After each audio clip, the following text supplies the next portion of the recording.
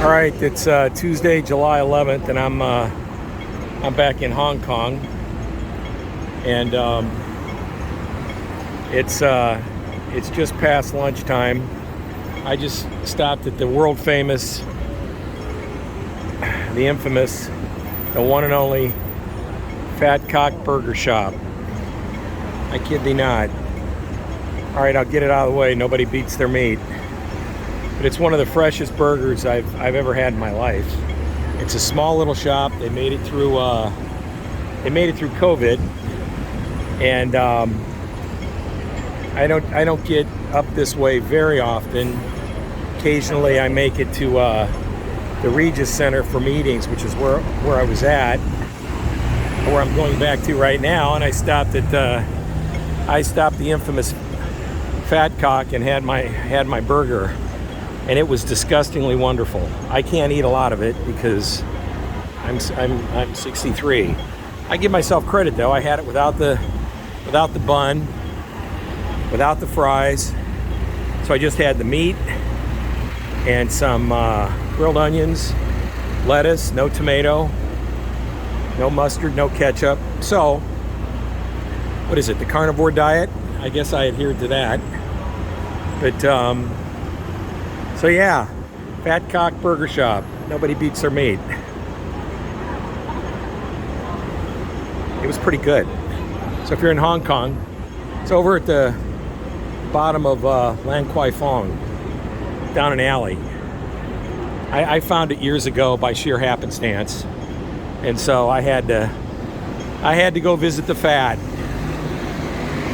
and it was disgustingly good. And I have no shame, period. Carnivore diet. That's my story, and I'm sticking to it.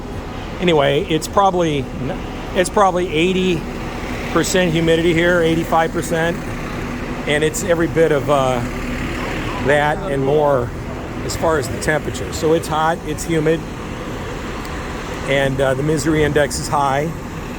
And I'm walking back to Regis.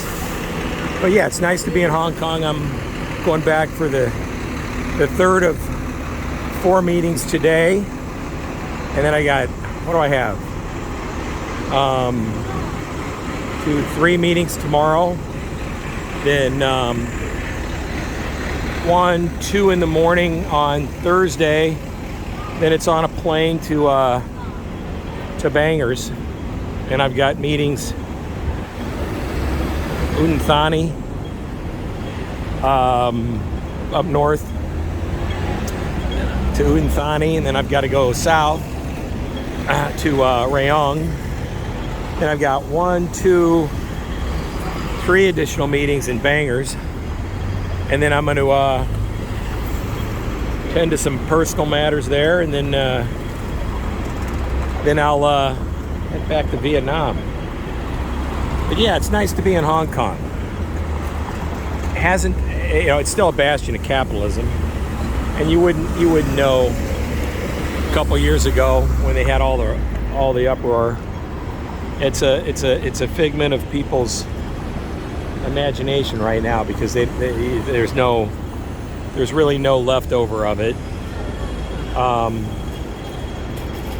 I mean, this place runs on money, on trade, and I get a kick out of it because it's all about capitalism here. States could learn a lot about capitalism from this place, because it is all about, if you want to work and work and work and work and make some pretty good dough, come to Asia. This is where it's at. All the money, it's the world's garage. This is where everything's made. So, for the most part. A lot of stuff, though, I will admit, are migrating down to Vietnam. I mean, that's what we've done. We were one of the first ones in my industry to move to Vietnam. We'll get the heck out of China because of tariffs and labor and whatnot, but it's still a bastion of capitalism, no doubt. Orders are down. Yes, it is changing, no doubt. But on its merit, the productivity out of China is pretty high. And the T2, T3, T4 network is pretty expansive. So it's going to take a while for other countries to catch up. Vietnam does a pretty good job. India in certain parts, good job. Cambodia, I don't think so. Thailand, yeah, good job, but then you get into cost issues and whatnot, and a lot of companies, not ours, but a lot of companies are here strictly for the labor advantages. And so, yeah, I mean, you can't, it is what it is. But like I say, it's nice to be back in Bangkok. My wife, I was in the hospital. I stuck my wife here at the Mandarin Oriental, right here, many years ago. What did I do? I had a foot infection. That's what it was. And I was in the hospital for it. I'm trying to remember what caused it. Did I step on something? I can't remember. This is the Mandarin. They've got the secret doorway. If you go into the lobby, to the front lobby, on the wall, they have a secret doorway. You know what? I'm walking back to Regis, and I got an extra 15 minutes. So let's go do a sneaky peek. They have a secret doorway. Not a lot of people know about it. CV does. That's where the dignitaries used to. There's a tunnel. There's a tunnel that goes underneath this Mandarin Oriental right here, and it's where the dignitaries, the up and ups, used to make their escape. Used to be a good barber here on the left-hand side. I'm sure he's long gone, probably dead by now. But yeah, so here's the Mandarin, and I'll go see if they still have this doorway. There's a barber shop used to be right here to the left. He was really good, old guy. He's long gone. But yeah, let's go see if it's still here. Some of the concierge guys have been here for 30 years, 40 years. There's a good bar upstairs called the Chinnery. If you're in Hong Kong, so you could do a lot worse than to stay here. Mandarin Oriental. So it was on the right-hand side here, right along the wall. And I think it's still here. Cracks me up. Used to be right along here. There used to be a secret doorway right here. I don't know if it's still here or not, but it used to be here.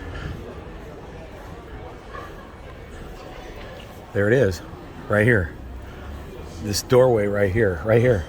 There it is. There's the doorway right here. It was a secret doorway in the wall, and nobody ever used to know about it, and it cracks me up. So there's the secret doorway right here at the Mandarin Oriental, and I laugh about it because nobody knows about this, and unless you're in the know, you can't even tell that it's here. The secret doorway right there, Mandarin Oriental.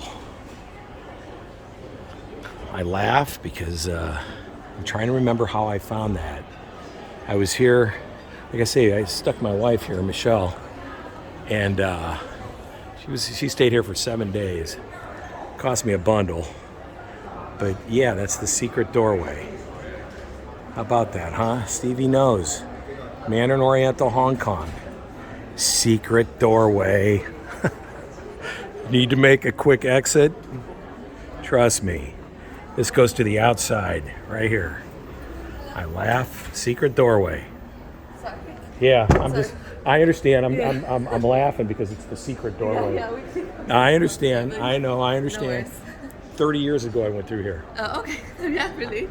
30 years ago, a buddy of mine, I was here, I can't remember the circumstance, saw somebody go through there with some dignitaries to make an escape, and they showed me the tunnel. So Okay. I'm just putting it on YouTube. Thank you. No problem. All right, I'm laughing because that was the concierge. She's like, "How do you know about the secret doorway?" I go, "Hey, Stevie knows. Stevie knows."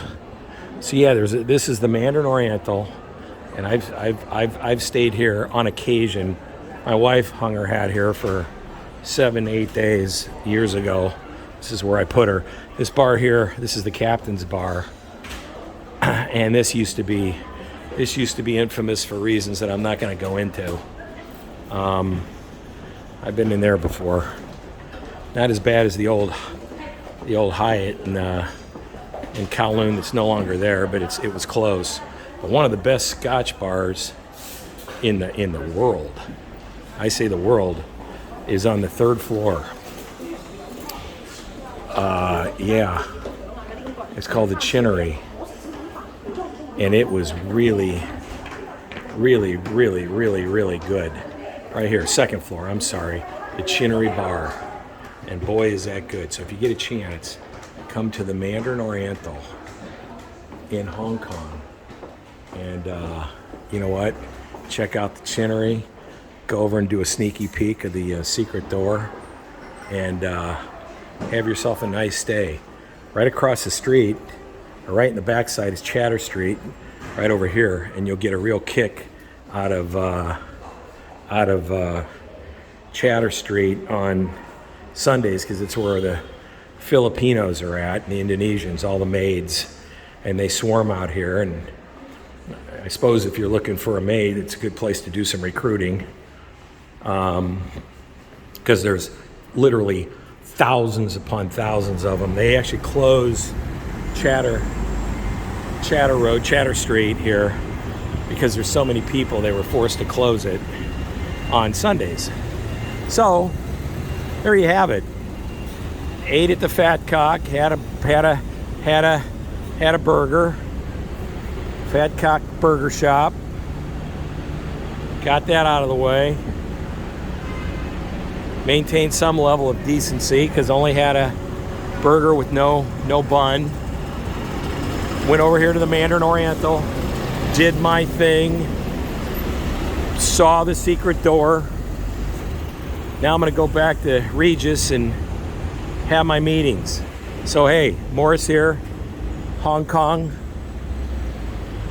mid-July, and going about it. Back to work. Bye-bye.